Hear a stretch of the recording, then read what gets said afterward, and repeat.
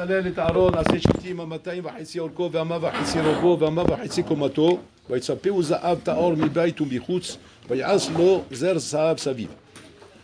לגמרא ramène dans Masechet Yuma, אמר רבי יוחנן שלושה זרים אין. Trois couronnes ont été placées sur les ustensiles du Beth Amikdash. Trois couronnes. À la Shulchan, à la Mizbeach et à la Aaron. Trois endroits où on a mis là-bas, autour là-bas, on a mis Kaviechol, une couronne en or qui entoure ces ustensiles-là. Alors la Gemara dit, pourquoi ces trois endroits? Qu'est-ce qu'il y a de spécial dans ces trois endroits? Ces trois endroits représentent, Rabotai, les trois choses sur lesquelles Boré Olam il a dit, j'ai donné trois couronnes dans ce monde. Keter Malchut, Keter Keuna et Keter Torah. Ce sont les trois couronnes qu'il y a dans ce monde. Le Keter Vadaï qui est autour du Mizbeach, ouais, c'est le Keter Keuna. Le Keter qui est autour du Shulchan, c'est le Keter Malchut. Et le Keter qui est au-dessus du Aaron, c'est Keter Torah. Maintenant, le Keter Keuna, Aaron, il a pris. C'est fini, il ne faut plus convoiter ça. C'est pour les Kohanim, c'est Aaron, c'est la famille Lévi. Donc la famille Lévi, ils ont pris cette couronne. C'est même plus la peine de rêver d'être Kohen ou quoi. Purim, tu peux te déguiser en Kohen si tu veux. Mais à part Purim, c'est fini. Cette couronne, elle a été prise par les Kohanim. Keter Malchut, ça a été pris par David. La descendance de David, c'est eux qui seront Méler. Ouais, pareil, tu rêves d'être un Méler, déguise-toi Purim. En attendant, tu ne peux pas être un Méler. Par contre, Keter Torah, Imunahat al-Kelen Zavit. La Gemara dit là-bas, elle est posée, comme une couronne posée sur un porte-manteau. Celui qui veut la porter, qui la prend, il la met sur sa tête. Il prend la couronne Torah, il la met sur sa tête. C'est quoi cette image, Rabotai? C'est quoi cette image de dire que le Keter Torah est Munach, et celui qui veut cette couronne, il la prend, il la met sur sa tête?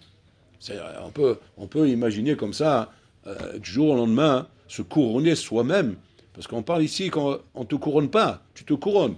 Kol Moshir Jirse, Yavo Vitol. Celui qui vient, il le prend. Dans la Keuna, dans la Malchut, c'est pas toi qui prends la couronne. On te la donne par hiérarchie, par transmission, etc. Mais c'est pas toi qui viens prendre la couronne et qui te la met sur la tête. Alors que là, dans la Torah, on te dit non. Ici, la couronne, elle est Mounach. Elle est Mounach Bekaret Zavit. Maintenant, on n'aille pas dire qu'elle est Mounach parce qu'elle ne vaut rien. Parce que personne ne s'intéresse à elle. Au contraire, c'est la couronne qui est Shavé Keneget Kol Aktarim. Elle est plus haute que tous les Ktarim. Plus que Keuna et plus que Malchut.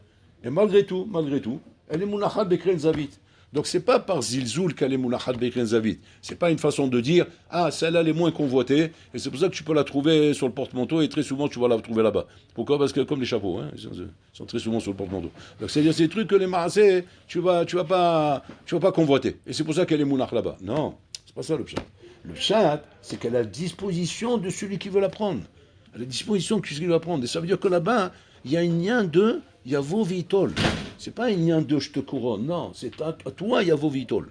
C'est-à-dire que si tu n'as pas cette shifa là, de te dire à un moment donné, ça y est, j'ai décidé, cette couronne, elle doit être sur ma tête. Cette couronne, il faut qu'elle soit sur ma tête. Elle n'a rien à faire sur le porte-manteau. Anissa el artir tatsmi beketer Torah. Non, la Shena de savoir, c'est quoi ça? C'est quoi le pshat? C'est quoi le pshat qu'un homme artir tatsmo beketer Torah? Parce que c'est pas dire simplement allez, je vais me prendre au sérieux, je vais commencer à me frapper, je vais commencer à étudier sérieusement, je vais commencer à grandir, je vais faire des... Ça c'est bien du meilleur général. Mais là on parle de quelque chose d'autre là. Là on parle d'un maasé qui est couvert une mitsiout. Là-bas, hein, il s'agit sarakol, comment dire, de ishtadlut. Mais là c'est un maasé qui est couvert une mitsiout. C'est un maasé qui fixe une réalité. C'est quoi? Je suis couronné. Un roi, on le voit avec la couronne, il est roi, c'est le roi. Sinon c'est un intrus, on va le mettre en prison sinon. Le Kohen, il a automatiquement, on sait que c'est le Kohen, c'est où? Kohen Gadol, c'est sa place, il a sa place. Si maintenant, de la même manière, que là-bas, quand la couronne elle est posée sur ta tête, tu es roi, tu es Kohen, ici ça y est, tu es couronné par la Torah. Tu es couronné par la Torah, c'est-à-dire quoi? C'est-à-dire que tu es un Ben Torah, Ata Ben Torah, c'est où? C'est maintenant tu te déclares Ben Torah. C'est pas un pachout, Rabotai. Être Ben Torah, c'est pas quelque chose qui se fait, Rabotai, par la force des choses. Parce que tout simplement, comment dire, parce que tu es un Baroua Lejiva, ou parce que maintenant tu as décidé d'être un Avrer, ou parce que tu es converti la Torah, alors tu te dis, bon, je suis Ben Torah par rapport à ça. Non. Quand on appelle Ben Torah, c'est-à-dire c'est un nom de famille. Comme on te nomme par ton nom de famille, qui est le nom de tes parents. Et si on te nomme par ce nom-là, c'est que réellement tu es l'enfant de tes parents, dans le sang, dans les gènes, dans la naissance, dans tout. Tu sors de ce ventre, tu fais partie de cette famille-là. Là, pareil. Quand on dit Ben Torah, on n'a pas dit que tu es un, comment dire, tu es un étudiant, tu étudies. Non, Ben Torah, ça veut dire que tu es comment dire, partie intégrale de cette famille-là. Ta Ben Torah. Pour ça, on emploie le mot Ben Torah. Comme Ben Olam Haba. Tu es Ben Olam Haba. C'est pas tu es méritant du Olam Haba. Tu es Ben Olam Haba. Là, c'est pareil. C'est pas tu es méritant de la Torah. Tu es Ben Torah. Ah, qu'est-ce que ça veut dire? Ça, c'est un nouveau moussag. Donc, c'est-à-dire, on ne parle pas de mérite ici. On parle d'une mitziout comme tu n'as pas mérité. On ne peut pas dire que c'est un mérite, comment dire, d'être né dans cette famille. Bon, tu es né dans cette famille. Alors, tu peux appeler ça un mérite si tu veux. Mais avant d'être un mérite, c'est une mitziout. Tu es dans cette famille. Là, c'est pareil. C'est une mitziout d'être un Ben Torah. Ben Torah, c'est une mitziout. C'est une mitziout que l'homme est couvert à l'atzmo. Pas une mitziout que la mitziout est couverte. C'est toi qui es couvert à l'atzmecha. C'est toi qui fixes ça pour toi-même. Par quelle chose, quel est le maasé qu'il faut faire? Pachout, l'itol et ta keter. Prendre le keter et le mettre sur ma tête. C'est-à-dire quoi? Décider une fois pour toutes que quoi? Que je ne veux pas mettre un Yehudi Ba'alma, pas un Yehudi Ba'alma, comment dire, Mina Shura, comme il y a 20 millions de juifs dans le monde. Alors je suis un des juifs parmi les juifs dans le monde. Et c'est quoi être juif pour toi? Eh ben, c'est pratiquer la Torah et les mitzvot, mettre les tefillim tous les matins, respecter Shabbat, manger kasher, respecter la pureté familiale, etc. Il y a des règles comme un peu comme à Mavdil, Shva Mitzvot chez Ben Noach. Il y a des gens comme ça, ils respectent la Torah comme Shva Mitzvot chez Ben Noach. C'est quoi? Il y a des mitzvot fondamentales qui sont des mitzvot kaviachol qui identifient l'identité juive, et ces mitzvot fondamentales qui sont l'identité juive, alors je les respecte. Comme un ben noir, il a 7 mitzvot. Et là, à ce moment-là, il est ben noir. Un juif, il a couscous boulette. Donc automatiquement, il est yudi. Il est yudi kasher, il respecte Shabbat. Voilà, c'est ça. C'est là que ça se passe. Et il y a Ben Torah. Ben Torah, c'est une autre mitzvot qui n'a rien à voir avec tout ça, en bouteille. Rien à voir. Maintenant, ça ne veut pas dire que Ben Torah, il n'a pas des points communs avec ce bournin. Peut-être qu'il a des points communs. Lui aussi respecte les mitzvot et la Torah. Mais il est fait à bouteille dans un cadre différent, dans un esprit différent. Donc encore une fois, tu as le juif, les marassés, qui respectent les traditions, qui respectent les minagim, qui respectent des lois basiques, qui sont les lois basiques. On va dire, tu es un juif pratiquant. Alors là-bas, il y a le moussag, pratiquant, pas pratiquant. Il y a le moussag Ben Torah. Ben Torah, c'est encore autre chose, les gamles. C'est-à-dire que quoi? C'est-à-dire, Pachout, je suis marié avec la Torah. Je suis marié avec la Torah. Donc, c'est-à-dire que la Torah, Kaviachol, fait partie intégrante de ma vie. C'est une chose qui fait partie intégrante de ma vie. C'est-à-dire que c'est pas, quand on te voit, comment dire, un juif qui n'est pas cachour à la Torah, mais simplement qui pratique dans sa vie juive des traditions qui font de lui un juif pratiquant. Mais pas plus que ça. Mais c'est pas un mechayev votre. C'est pas un mechayev votre, c'est-à-dire, je ne vois pas un chiyuv de cette chose-là envers toi. On peut très bien te trouver un jour, par exemple, dans un endroit qui ne soit pas un endroit fréquentable pour un Ben Torah. Mais pour un juif pratiquant, oui, on peut le voir là-bas. On peut le trouver à, je sais pas moi, à Dubaï, on peut le trouver dans des endroits un peu bizarres, etc., des endroits comment dire, de loisirs un peu bizarres. On peut le trouver là-bas. Mais pourquoi on peut le trouver là-bas? Parce qu'on peut manger cachère là-bas. Et comme on peut manger cachère là-bas, donc on peut le trouver là-bas. Un Ben Torah, c'est autre chose. Un Ben Torah, c'est un bonhomme, un botin et pachout qui est marié avec la Torah. Marié avec la Torah, c'est-à-dire je ne vivrai, je ne serai que ce que la Torah veut être. Là où la Torah peut être, moi je suis. La Torah ne peut pas être, je ne peux pas être là-bas. Je ne peux pas être là-bas dans un endroit où la Torah ne peut pas être, Rabotai. En commençant par exemple par la maison. Un Beit Yehudi, Rabotai. Un Beit Yehudi d'un Ben Torah et un Beit Yehudi d'un Yehudi pratiquant, ça n'a rien à voir, Rabotai. Un Beit Yehudi d'un Ben Torah, c'est une maison, il n'y a pas de télévision. C'est une maison, il n'y a pas comment dire, d'appareil de communication qui peut m'envoyer et m'éjecter sur le globe terrestre, n'importe où, avec des réseaux sociaux, n'importe comment. Ça peut être une maison de Yehudi pratiquant. Mais Ben Torah, non, ça n'existe pas. Pourquoi? Parce que la maison d'un Ben Torah, c'est un Baït Yehudi, c'est un Baït. On est Mégadel là-bas, on grandit là-bas, des Ben Aliyah. On grandit là-bas, moi j'ai des Bnei Torah, c'est-à-dire mes enfants, je veux qu'ils soient Bnei Torah. Donc je veux transmettre ces choses-là à mes enfants. Donc automatiquement, ma maison va ressembler à ça. Qu'est-ce qu'on va voir dans ma maison à la place de la télévision? On va voir une sifria, avec des sfarim, avec le chasse, les poskim, les inyanim. Voilà ce qu'on va voir dans ma maison. Pas à la télévision, et un petit coin comme ça, je sais pas, dans un truc comme ça, un petit coin un peu moderne comme ça, design comme ça, avec 2-3 livres qui se baladent comme ça, ils se battent en duel là-bas, ils sont posés là-bas, et le voilà, ça va, c'est un juif pratiquant, il pratique Torah Mizot, c'est l'auteur. Alors ça, on appelle ça Keter Torah. Keter Torah, c'est quand un bonhomme, effectivement, il a pris le Keter de la Torah, il s'est mis sur la tête. Mais Zenikar à la dame, ça tu le vois maintenant, tu reconnais ça. Comment tu reconnais? Pas chaud, tu rentres chez lui à la maison, tu vois tout de suite, c'est une baït chez le Ben Torah, c'est une maison de Ben Torah, ou bien c'est une maison juive. Maison juive, Rabotai, c'est maison classique, etc. Sans Haz Shalom, critiquer Haz Shalom. Mais en tout cas, c'est pas la maison d'un Ben Torah. Donc Ben Torah demande Rabotai, Pachou, des chiifot, des ambitions. Ça demande Rabotai des Kabbalat Hol. Kabbalat Hol, parce que la Torah c'est un Hol. Tu veux ou tu veux pas. C'est un Hol qu'il faut porter Rabotai. C'est pas quelque chose qu'on est manière auto-Bekren Zavit. Parce que la Torah, elle est là, le Keter Torah, il est là, Mounar Bekren Zavit. On peut le laisser Mounar Bekren Zavit. Comme beaucoup de gens à Botaï. Le juif pratiquant, son Keter Torah, il est Mounar Bekren Zavit. Où il est Mounar? Ben, la synagogue. Quand il y a le Chiour. Alors quand il y a le Chiour, je viens, je vais écouter le Chiour. Mais je ne suis pas le bonhomme, par exemple, quand je vais rentrer à la maison après avoir écouté un Chiour, je vais commencer à faire du Hayoun sur le Chiour. Commencer à m'intéresser à voir, est-ce que ce qu'il a dit le Rav, je l'ai bien compris, je veux chercher. Je vais chercher à décortiquer ça. Alors je vais commencer à ouvrir des livres. Donc on va me voir, maman, quand on va me voir à la maison quand j'arrive là-bas, on voit avec des livres devant moi. C'est-à-dire que je vais dire, mais qu'est-ce que tu fais? On ne va pas trouver ça normal chez un juif pratiquant. Mais qu'est-ce que tu fais? Attends, qu'est-ce que tu cherches là? Tu vas donner un chiour? Mais tu ne donnes pas de chiour, toi. Je dis, et alors qu'est-ce qu'il y a de mal? Mais non, mais je ne comprends pas, pourquoi tu veux des livres là? Maintenant, qu'est-ce que tu es en train de faire? Ça ne va pas paraître normal. Pourquoi ça ne paraît pas normal? Parce que c'est pas intime avec lui, il n'est pas dans son costard, le bonhomme. Quand un Ben Torah, va qu'il est là-bas. Un Ben Torah, on ne comprend pas qu'est-ce qu'il ferait s'il n'est pas avec un livre dans les mains, il n'est pas en train de chercher à comprendre des sougiotes, à avancer, et pas seulement se contenter d'un chiour qu'il écoute à la synagogue, et qu'en dehors de la synagogue, il reprend sa vie de Béné Noir. Oui, juste il y a une pratique des misotes comme un traditionnel Rabotai. Donc ça, c'est le lien de Keter Torah Rabotai. Keter Torah qu'il faut porter sur sa tête. On raconte que à Vologine, Avraham et Vologine, qui était le Talmid Mouvak du Gaon de Vilna, il avait la yeshiva de Vologine, qui était une yeshiva Yedoua Me'od, où là-bas sont sortis pratiquement tous les gdolim des générations contemporaines. Ils sont sortis de là-bas, ils sont sortis de Vologine. Et donc Avraham et Vologine, qui était le Rosh Yeshiva, il avait pour habitude d'avoir un chaliar qui s'occupait de ramasser l'argent pour la yeshiva. Et ce chaliar, il tournait.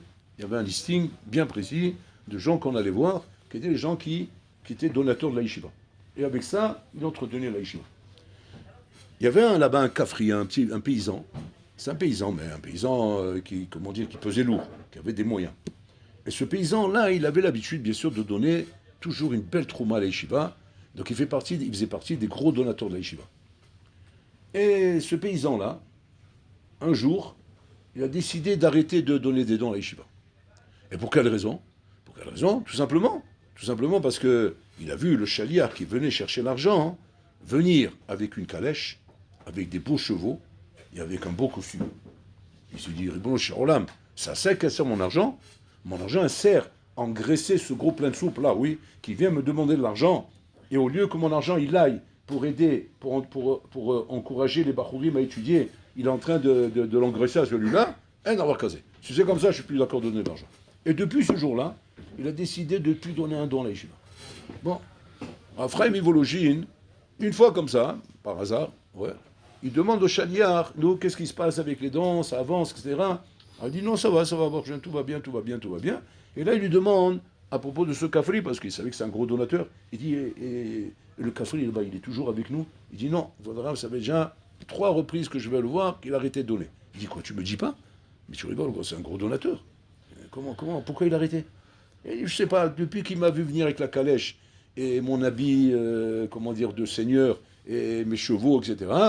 Ouais, j'ai vu, il a fait la tête, il a dit, ça que sert mon argent, c'est fini. Voilà, et depuis, il ne veut plus donner. Bon, mais ne vous inquiétez pas, Kvodarav, il y a d'autres donateurs, c'est pas un problème. Il dit, non, moi je suis pas là-bas, moi c'est un bonhomme qui était sérieux, qui était régulier, il n'y a pas de raison. Amène-moi chez lui. Donc Raphaël lui a demandé qu'on l'amène chez lui. Et le bonhomme, il est parti chez lui. Il est parti chez le bonhomme là-bas, il arrive chez le Kafri. Quand il arrive chez le Kafri, bien sûr, il est étonné, tu vois, Raphaël Vologine arrivé, c'est Rabibi, c'est Gadolador qui arrive chez toi, il était mitragesh, il commence à trembler. Qu'est-ce qui se passe? Qu'est-ce qu'il veut Raphaël rouler? Alors il vient, il lui dit, écoute, qu'est-ce que j'entends là? Tu fais plus dedans les Yeshiva, c'est quoi cette histoire? Alors, il dit, Vodra, vous savez très bien combien je suis mechavev la Torah, combien j'aime la Torah, et combien toutes ces années, j'ai donné, mais avec tout mon cœur et avec vraiment une volonté brûlante de l'Olam Torah. Mais quand j'ai vu ce gros plein de souffle arriver avec ces histoires-là, et ses chevaux, et son habit de maréchal de je sais pas quoi, là, et son tarbouche, là, son chapeau, chapeau melon et bottes de cuir, etc., j'ai dit, Atkan, c'est fini, je donne plus un sou à la yeshiva. Après, je lui ai dit, ah, c'est ça le cheshbon que tu as fait. Ah, j'ai compris le cheshbon que tu as fait. Alors maintenant, regarde, je vais t'expliquer quelque chose. Je vais t'expliquer un truc. Il a dit, tu as étudié un peu la Gemara? Il a dit non, Gvodra, je ne connais pas la Gemara. Alva, j'aurais rêvé de... mais je ne connais pas. Mishnah, tu as étudié? Et non plus, Gvodra. Tanar, tu connais le Nar? Nevim Ktuvim, tu as étudié? Et il dit non plus, je ne sais pas, l'Ozachiti. Alors il dit, qu'est-ce que tu as étudié alors? Il dit, moi je suis dans le Chumash. Et c'est mon domaine. Chumash, régulièrement, toutes les semaines, je fais la Parashat Shavua, je regarde là-bas les commentaires, ouais, comment ils expliquent, et j'aime bien. Voilà, c'est là-bas que je suis. Ok, alors on va parler de ça. Et tu t'es pas posé la question dans la Parashat de la semaine, ouais, où là-bas on dit, on parle de Betsalel, Shaya Chachamlev, Vaya Piker Gadol, Madame Yuchad, c'est un moment, comment dire, ce qui était vraiment un homme exceptionnel dans ses qualités de chorma, de volonté de faire, etc. Un homme qui se laisse pas, qui baisse pas les bras devant les comment dire, les projets, etc. Donc on a présenté les Chawa comme un bonhomme très très très rachouv, avec des capacités extraordinaires. Et à côté de ça, qu'est-ce qu'on nous dit? Il était à souk ben belechet hakodesh, c'est-à-dire quoi? Il fabriquait les pelles, il fabriquait les vavim, c'est les crochets pour accrocher les rideaux. Il faut accrocher les rideaux là-bas. Il fabriquait les socles, etc. Alors il dit, regarde, c'est comme si maintenant, je prends un bonhomme sur qui tous les rabbanim disent sur lui que Pachout c'est une Torah ambulante, c'est un Tamir Hachamatsum, c'est un bonhomme du tzidkout inimaginable, ouais. Après que tu as fait toute cette akdama, après tu me dis, et je te donne un conseil, hein, si tu veux m'écouter mon conseil, je te donne un conseil. Les chaussures, achète-les chez lui. C'est un cordonnier, mais inimaginable. Il fait des chaussures sur mesure, comme les costumes sur mesure, chaussures sur mesure, cousu main, mais c'est la belle, c'est genre, tu marches dans la rue, ouais, on regarde que tes chaussures, tellement que tu vas t'impressionner avec ces chaussures. Tout de suite, tu vas te demander la question, tu vas dire, attends, je comprends pas. Tu m'as fait une akdama, que c'est un homme miouchad, chacham, minfla, midotovot, sadik, belle, et tu me termines, tu me dis quoi? Mais je te dis, c'est un cordonnier hors norme. Tu t'es moqué de moi, quoi. T'as de son hek, c'est tzrok, moi, je t'en sais. Il dit, pourquoi tu dis ça? Pourquoi je me moque de toi? Mais là, ce que tu m'as dit, tu m'as fait une akdama, c'est pour ainsi dire une Torah ambulante, oui. Et après ça, qu'est-ce que tu me dis? Mais si tu as des chaussures achetées, c'est là-bas qu'il faut. Il y a un problème ici. C'est un cordonnier, ou bien c'est une Torah ambulante. Il faut décider ce que tu dis. Alors là-bas, il ramène comme ça. Il ramène qu'en vérité, Vadaïk, c'est pas un cordonnier, Vadaïk, c'est une Torah ambulante. C'est une Torah ambulante. Mais, malgré que c'est une Torah ambulante, ouais, il devait aussi s'occuper, malheureusement, ouais, de la cordonnerie. Parce que ça fait partie aussi, Rabotaï, du système. Alors il dit, je vais t'expliquer ce que je veux dire. Alors après, Michel, il explique. Quand on a une yeshiva, hein, à la yeshiva, il y a tout. Il y a, comment dire, le Kodesh Kodashim, c'est-à-dire le Beth Midrash, où là-bas, tu as les étudiants qui étudient, rouler. Tu as la cuisine, où les étudiants viennent manger. Tu as la cuisine, où là-bas, on fabrique la nourriture. Tu as, comment dire, les salles de bain, où on se lave. Et tu as les toilettes, on fait le haria. Voilà. Et tout ça, ça fait partie de la yeshiva. Kolzez, la yeshiva. Il dit maintenant, on peut dissocier les toilettes de l'Haria, oui, on peut le dissocier du Beth Midrash.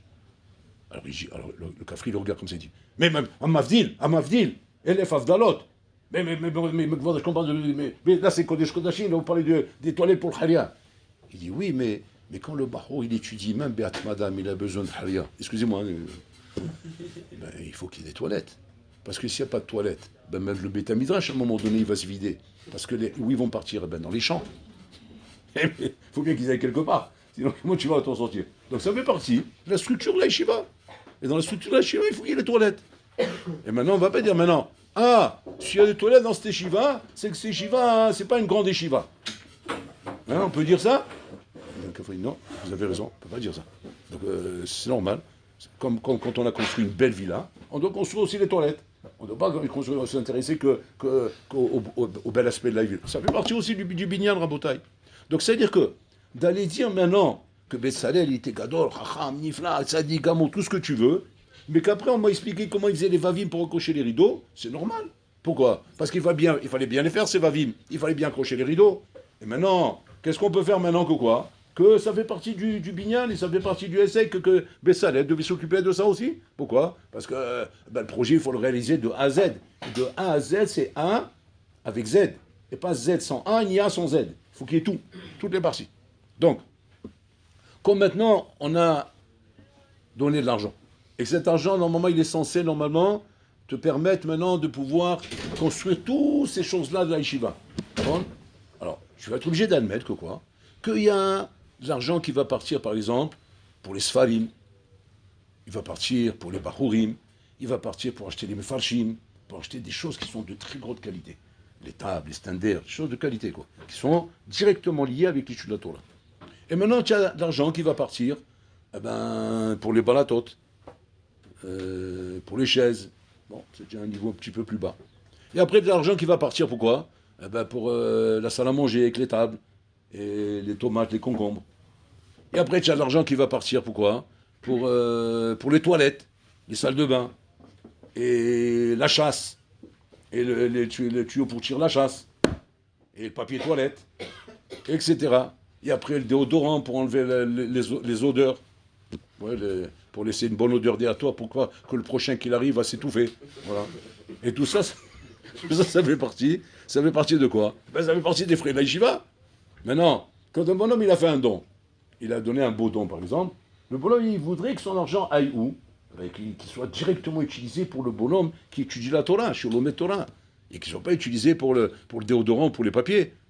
Maintenant, est-ce que on peut avoir l'espoir que l'argent sera réservé à ça ou à ça?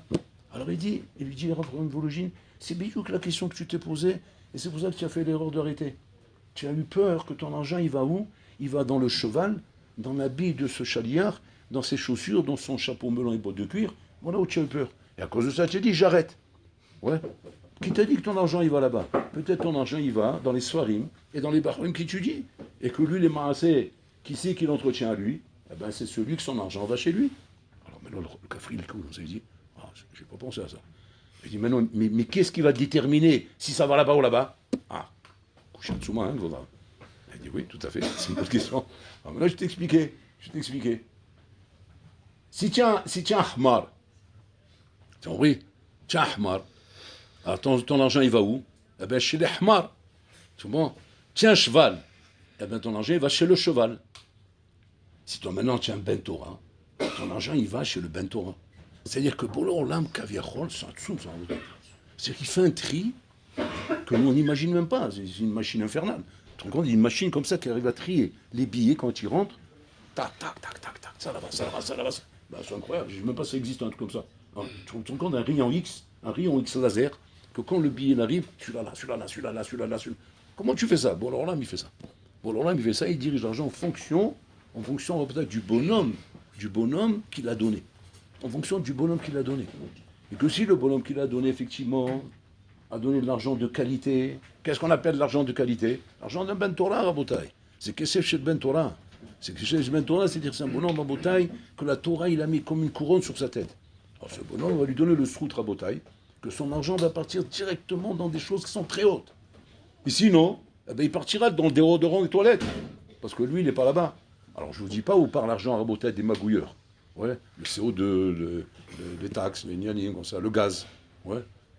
Tu devines où ça part. Ouais, tu devines où ça part. Ça va dans la brosse, là, c'est la brosse pour enlever quand le khali, il s'est déposé sur les parois des chutes du Niagara là-bas, ouais. Et que la faute, quand il rentre la bataille, il doit rentrer avec un masque à gaz et des lunettes de soleil foncées pour ne pas voir, ouais. Parce qu'il a du mal à s'asseoir là-bas. Alors il fallait acheter la brosse. Et avec quoi on a acheté la brosse? Avec le CO2, avec le gaz. Oui, donc avec ça on a acheté les brosses.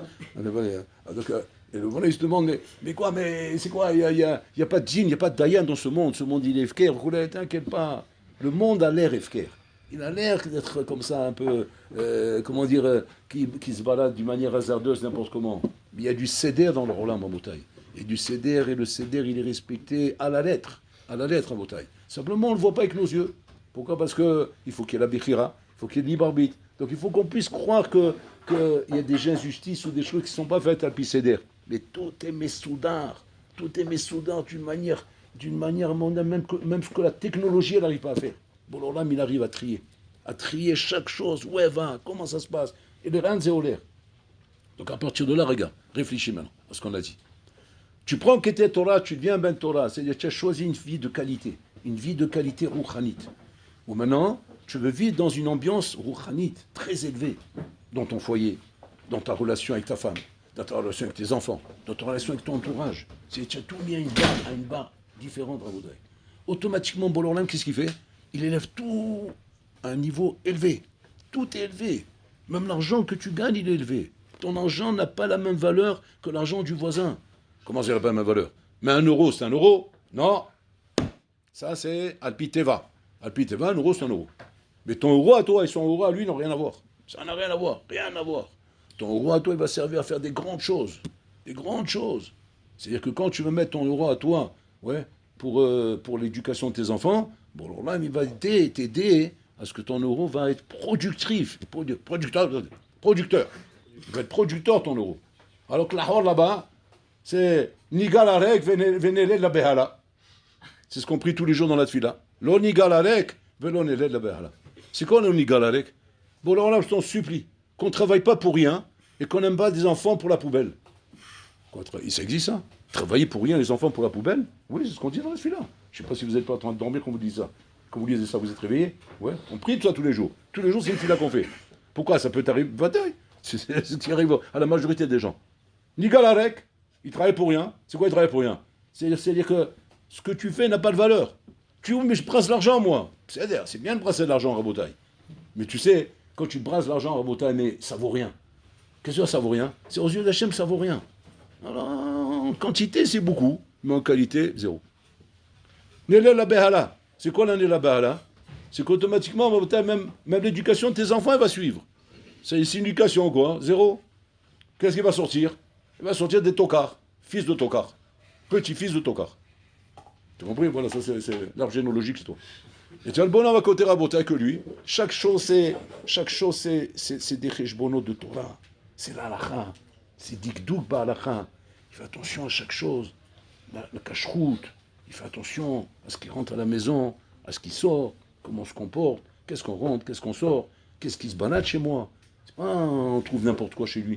Et ce bonhomme-là, effectivement, il vit Rabotai avec la couronne de la Torah sur la tête.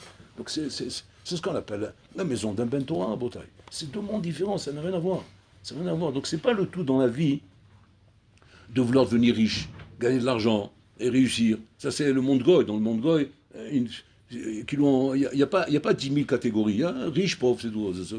Mais dans la Torah, c'est pas pareil. Dans la Torah, tu peux être riche, mais c'est le nigala avec le débat. Tu travailles pour rien. Combien on voit de gens comme ça? Alors allez-nous, Rabotai. Des bonhommes que, bon, Rachim, ils ont une belle carrière. Ils sont devenus riches.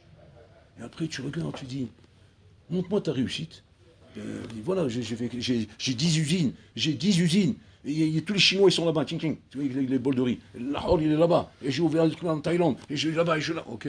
Très bien. Ça, c'est le Homer. Montre-moi la qualité. Montre-moi ce que tu as construit. Montre-moi tes enfants. Un plus tordu que l'autre. C'est une réussite, ça? C'est un échec. Mais ça, c'est l'échec Rabotai qui est pire qu'un échec matériel. Parce que là, vraiment, là, tu es mort. Parce que l'échec matériel, tu as perdu Barolamazé, mais Barolamaba, on t'attend avec le tapis rouge là-bas. Mais si jamais tu as réussi Orlamazé, mais tu as échoué Orlamaba, mais là-bas, c'est pas avec le tapis rouge qu'on t'attend. J'ai pas la Malech et Chabala, ouais, ils sont 3 avec casque intégral, ouais, ils viennent faire réception à l'entrée de l'hôtel. Oui, ils font la réception dans la tombe. Ça, il t'attend pas là-haut. Dans la tombe, tu as envie de lui dire, ah ouais, attends 2 minutes, je viens d'arriver. Makara, on dirait que j'ai rien à faire. On dirait qu'il s'est ennuyé là-haut. Attendez que j'arrive là-haut. Laissez-moi me reposer, Menoucha. J'ai travaillé toute ma vie, je veux un peu de repos. Il n'y a pas de repos, on le met debout direct. C'est-à-dire, là-haut, ils l'ont couché, ils croient que son âme soit en paix. Voilà. On a fini, son âme soit en paix. Rien que c'est sorti du cimetière, Birlali commence Gog ou Magog là-bas dans la tombe. Gog ou Magog. ce qu'on appelle Hibuta Kever. Barmenan. Et tout ça pourquoi? Parce que tu as fait le contraire de ce qu'il fallait faire en ce moment. Tu t'es soucié de l'argent, tu t'es soucié de la carrière, tu t'es soucié du matériel, tu t'es soucié de la baraque, tu t'es soucié de la bagnole, tu t'es soucié des vacances, de tout sauf ce qu'il fallait. Qu'est-ce que tu as laissé pour le reste? Qu'est-ce que tu as laissé? Tes enfants, qu'est-ce qui est sorti d'eux? Misaka Otra bar la mama. Qui va tourner ton srout après dans la mama? Où est le Karadabois? Karadabois, c'est le pied de son père, qui continue à marcher dans ce monde après que le papa il est parti. Quel Karadabois? C'est Karad Rambo. Bob Dylan. Habibi, c'est du combustible pour brûler dans le Guinam, ça.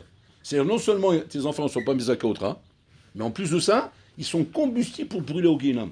Parce qu'on va te dire, ah, il n'y a pas que toi qui t'es tordu. Je vois que tu as laissé la relève derrière. Donc on n'a pas fini avec toi. C'est-à-dire, nous on croyait qu'on s'est débarrassé, ça m'a enlevé d'ici. On a enlevé un fou de la piste, oui. Donc c'est dit, maintenant ça y est, le monde il va être calme. Mais en fait, qu'est-ce qu'il a fait, la Hall? Ouais, en fait, il a mis une armée derrière lui. Parce qu'il n'a pas fini. Et c'est pas ça. C'est pas avec les enfants. Même les petits-enfants, ils sont là-bas. Les arrière. Et en plus, il a vécu assez longtemps, il a eu des arrière-petits-enfants. Tous des fous, un plus fou que l'autre. Tu imagines un peu? La jungle. Donc qu'est-ce qu'il a fabriqué dans ce monde? Il a fabriqué une jungle. Une jungle de mazikim. De mazikim. Beau alik. Tout ça, c'est sur ton compte, tout ça. Et tout ça, pourquoi? Parce que tu n'as pas pris le Keter Torah. Tu t'es mis à courir dans le Keter des Shtuyot. Elouratsim, c'est ça le problème en Botaï. Il faut mettre le Keter Torah sur la tête et se dire en Botaï, à Koltou via fait. Sois riche, la brioute, pas slacha. Que tu aies la richesse, que tu aies la slacha, que tu aies tout ça, mais Torah. Il faut que ce soit sous le contrôle de la Torah, sous le Keter de la Torah. Peu importe ce que tu vas faire ce qui est bien pour toi. Ça va être toute la journée, ça va être un business, Enfin, Torah. Il faut que ta maison soit une maison de Torah. Si ta maison n'est pas une maison de Torah, tout ça c'est Nigararek Velonele la Bahala. Tout va partir en l'air. C'est un fiasco en Botaï. C'est un massacre, c'est un fiasco. C'est un massacre déjà dans le Olamazé, avant même d'aller là-haut. Mais c'est un massacre dans Olamaba après. Mais déjà dans le Olamazé, tu le vois le massacre. Tu le vois, combien des bonhommes comme ça en Botaï qui sont des grosses réussites. Des enfants loupés, des merchalel Shabbat, des drogués, des alcooliques, des trucs, ou bien mariés, divorcés, ou bien Shem Arahem en Botaï. Mais pourquoi? Pourquoi ça arrive comme ça? Tu vas dire, mais je ne comprends pas. Son argent n'a pas réussi à lui garantir une vie normale. Son argent n'a pas été capable, alors que l'argent c'est une puissance Hatsuma, le bonhomme il est milliardaire. Choum d'abord. Là tu vois le sheker du Olamazé. Tu vois comment la valeur la plus grande, celle pour qui tu as donné tes tripes, tu n'as pas aidé à sortir même pas une pomme. Même pas une pomme tu as sorti. Même pas une pomme tu as sorti ça. Choum d'abord. D'accord. FS. Schmate. Chiffon par terre. Même pas chiffon pour nettoyer la table, pour nettoyer le par terre. Et tout ça pourquoi? Parce que ce monsieur, il s'est mis en tête que ça. Non, tu peux être ça, il n'y a pas de problème. Tu peux être un bon business, tu peux être un homme d'affaires, un très gros homme d'affaires. Mais ça, on n'oublie pas. N'oublie pas le Keter Torah. Tout ça sur la tête, sous la coupole de la Torah en Botaï. Avec la Torah, il n'y a pas de problème, mais il faut qu'il y ait la Torah. Parce que la Torah, ça veut dire que quoi? Que tu mets en avant le Ikar. Le Ikar, c'est quoi? C'est l'ambiance dans ma maison. Le roi qu'il y a dans ma maison, l'éducation qu'il y a dans ma maison, ce que je veux transmettre dans ma maison, malgré que j'ai de l'argent, etc. Mais mes enfants, il faut qu'ils voient que le Ikar chez moi, c'est la Torah. C'est pas le pognon. Le pognon, on en a, Baruch Hashem, il y en aura encore. Mais le Ikar, c'est la Torah. Parce que ça, c'est des choses à Botaï qui n'a pas de prix. Aucun argent au monde à Botaï. Lo yachol liknot eze. Ça ne se vend pas dans les magasins. Tu n'achètes pas le frac à l'épicerie. Ouais, le frac, on ne l'achète pas à l'épicerie en Botaï. Le frac, on l'achète où à Botaï? Sur les penderies. Keter Torah. Tu le prends sur toi et tu as ton frac.